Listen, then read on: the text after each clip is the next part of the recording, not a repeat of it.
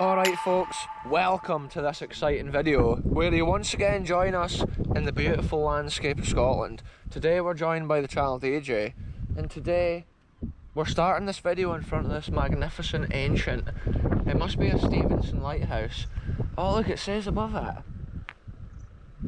erected by the Commissioners of Northern Lighthouses, D A Stevenson engineer folks. So I was right with that. It's because the Stevensons built the British lighthouses because they were renowned for their incredible lighthouse building technique, and this is one of them. And a lot of the Stevenson lighthouses look the same around the whole UK. Even the one down at Skirdy further down the coast and stuff that we've been to recently, or we've been around that neck of the woods a few times, and it's all the same style and it's impressive. And it was somebody's job to live here day and night, and the lighthouse keepers took pride in what they did, and it was often generations upon generation of family that took it on and carried it out. And then one day all these things got like remotely operated, and they went from needing somebody to light them to being lit from like a computer system at the lighthouse HQ. But yeah, it's so cool. We're going for a coastal adventure folks down here. What a cool place to start, a little bit of lighthouse history. That there folks is a crazy scene. It's super windy on top of the hill, so we're going to go down here and we're away to explore this wild coastline to see if there's any like military defences for World War II or even incredible landscapes. Already down here you can hear the difference, there's no wind blowing, and look at this though, look at this view. Aye, there's chunks of concrete and stuff here, but maybe they've poured this down to get a great foundation. Look at all these big chunks. See, there could have been old lookouts and stuff, but there's actually a cement walkway leading off there. But I believe sometimes these were always accessed from the sea more than like from the land. When the lighthouse keepers were changing shifts and stuff, like probably whenever, once a month or whatever it was, or and they were there for long times, but like they would come on a boat to change shifts back then folks. Even out on the wee islands and stuff that had lighthouses. Wow, we'll go down and see what these stones are. Oh, there's proper like stones here folks. Oh, there's starlings living underneath like the lighthouse. Look at this folks, at the bottom of the hill, below the lighthouse here, look at all this red stone, red brick with the cement render, and it's like what we've seen at so many like World War II positions and stuff. Very similar construction to this. There could have been a little coastal defensive lookout or something, and they've kind of blasted it down the hill at the end of the war. Oh, Caledonia on the bricks. History written into the bricks. So look at this one. It's cool to see that. Splurs, Gibbon, something, Paisley. It's cool to see the different bricks folks, and like you get an aspect of where they got their supplies for their construction. But then there could have been also like lighthouse related buildings potentially around here.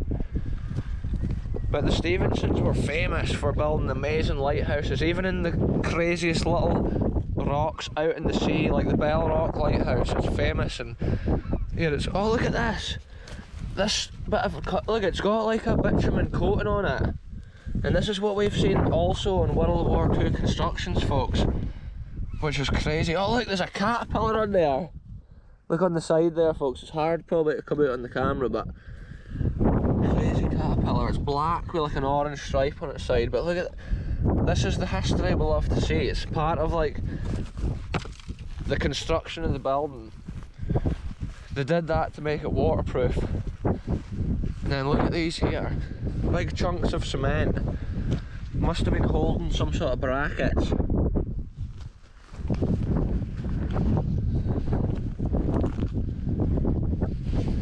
See, there could have even been like little aerials or something, or maybe like listening stations and something back in the war.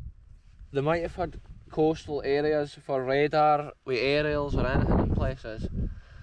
But I would say a lot of this stuff's probably come from further up the hill there, where they maybe had a good high vantage point over the coast But those are some massive chunks there with the little bits of metal sticking out of them. I'm hiding down behind this rock here, folks, just to stay out of the worst of the wind, but it's crazy how much it's blowing through. And look, here's another rock with another brick with Caledonia written on it, which must have been the brick company, again, where those ones came from. Crazy scenes. Anyway, folks, we'll move our way around this coast and see what other things we can find. Check this out, folks. Right now, there's loads of little seagulls and stuff nesting here, but look at this land we're on. Wow! This bedrock here that we are on is crazy. This is like a sedimentary type of bedrock with the pebbles within the light sandstone. And look, there's a different type of bird there, look. Yeah. What are they? A little black and white bird, folks. It's like, looks like a miniature penguin. Oh look, there's loads of them. They look like little miniature penguins right there, folks. Wow. Oh look, this is crazy right here. I've just found history. Just found more history, folks. I'm being careful because look, we're right on the edge of that cliff. It looks like the water's so deep in there. Check this out though. Wow. There's a massive cement piece here, which is unusual. This is obviously something that's been built here at a certain time in history. And I can't believe how wild this landscape here is. Insane. Different layers of sedimentary rock, which is different to what we see in places like Bodden and around near the Limekiln area, where some of it's volcanic. But an interesting thing in Scotland, you can get volcanic and sedimentary bedrock in the same places, side by side, overlapping. Because there's such a rare geology around here in Scotland. Yeah, this is incredible to see this.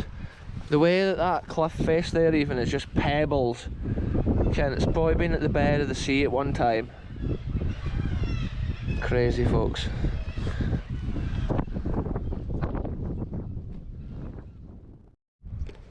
Look at this, folks, some little bits of something that's been thrown maybe over the edge of that at one time. Okay, I thought when I saw it, it was like some old grenade or something for World War II. But it's crazy the history that can be all around the coast. Oh look, there's a little nail, square nail. Okay, and that's just in this one area, and that's been an old nut off of something. But we were just further around the coast here, folks, looking at the wild landscape, because often on adventures like this you can get an idea of places to go in the future. Yeah, it's like this has been a midden here, maybe for the lighthouse, because there's bits of glass and stuff and old bits of pottery, and most places back in the day had kind of midden. They would just tip the stuff over and then the sea would take it away. And that was just a normal thing in humanity back in those days. It's interesting often the stuff that's hidden on the land in a situation like that.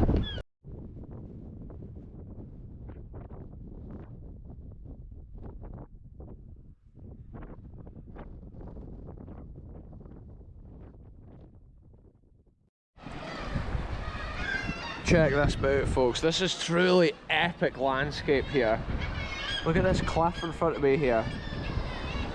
All these birds nesting. But then look at the way the sea's flowing in. It's almost like no current there. And it looks quite shallow compared to the incredible ocean churning over at this side. I'll get my hood down. Now we're out of the wind. Round at the other side it was so windy. Just look at the way these rocks are over the top of our heads right here. This is insane. And the different sedimentary layers which is laid at different times in history. It's crazy to see it. And yeah, it's the landscape all the way up there. This is just solid rock, the whole thing. And yeah, tons of seagulls.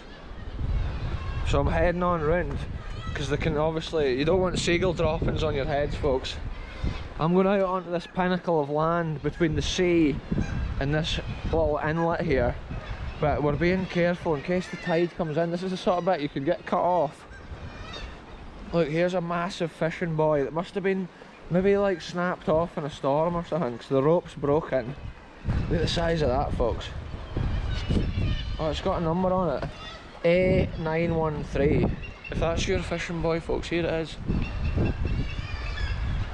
Wow, what an adventure, a coastal spot like this. Again, we were on the hunt for like abandoned history and stuff, but when you come and see a landscape like this, it's just breathtaking. The water's almost a turquoisey blue colour, and it's just flowing in and out. The depth of the water is incredible today as well. Again, it's just so deep there, you can hardly even see the bottom. But compared to over there, it's such a difference. The water just looks amazing around here. What a noise these seagulls make. This is the wild landscapes of Scotland, folks, and this is the wildlife of Scotland. It's crazy like how white the rocks can get if there's no rain for a long time. Again, the seagull droppings just cover the rocks of the coast. Wow, the way this bit of the water looks here though, this is one of my favourite spots. Right folks, we'll leave this incredible blue pool because the seagulls are dropping bombs on us. Again, we've just avoided two there in close proximity. Yeah, the sea is just totally different to that incredible blue pool at that side. There's just a whole different current. This landscape is a madness. The sea's flowing right up this bit.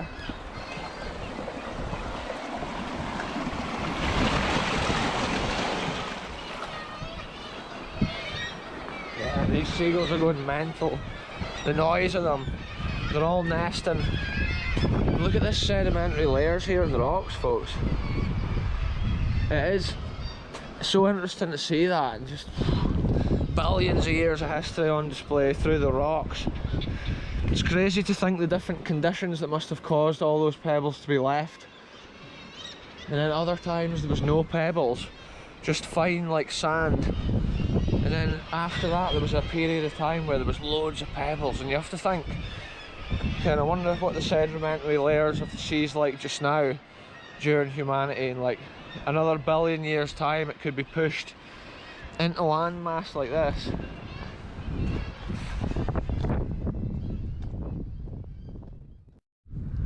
See this, folks, I can just see the top of the lighthouse here. I've just noticed an interesting architectural detail with the top of it.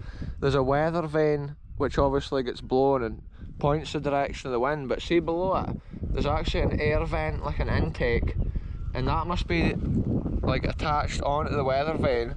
So like obviously the air vent's never directly into the wind, it's always at the opposite side, which would have drawn the old like air out the top of the light. Probably the hot air created from the original bulb of the lighthouse. That's like a cooling system designed there in the architecture, which could almost go like unnoticed, but it's using the weather vane on top to control the direction of the outlet to create suction as the wind blows past it. And yeah, that's the first time I've ever noticed that. It's been cool to see. That is a cool lighthouse though, even compared to Skirdy Nest. This one here is lower down to fit into the land that it's built. Look at this, folks, this is a crazy geological wonder here. The quartz seam runs through the sedimentary rock, and that's blowing my mind. Everywhere there's a gap in the rock or a crack, it's like the quartz seam is in that area, and it leads right along through each pebble and then through the sandstone between them, which is crazy to me. And another interesting thing, we're just about back at the lighthouse now, but look at this, there's holes drilled into these rocks, which is another historical little detail here at the coast.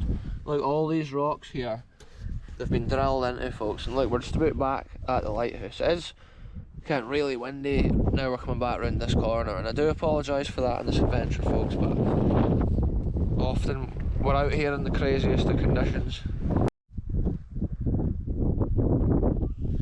There must have been a building here, folks, maybe even to do with the lighthouse or whatever, or it could have been a little military lookout or anything like that in the war, but we have seen a little bit of history here at the corner of the coast, but we're limited by the landscape as to how far we can go exploring, because it's just so wild and the tide is quite far in.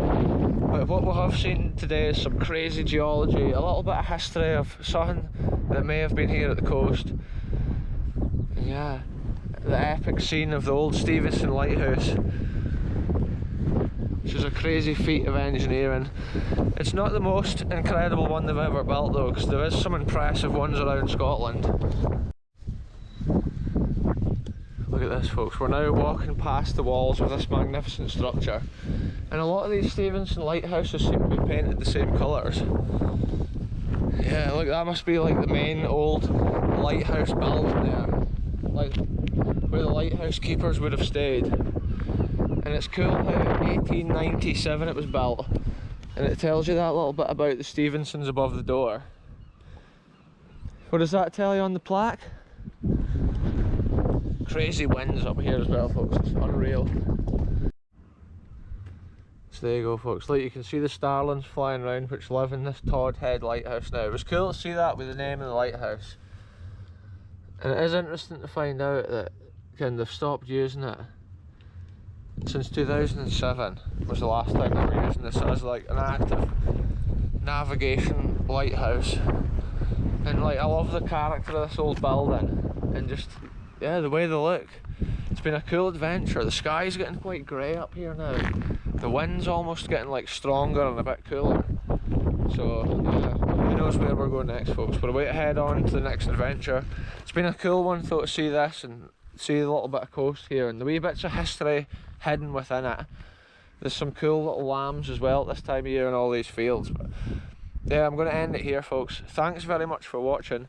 Goodbye for me, goodbye for the channel DJ, and we'll see you very soon for the next adventure.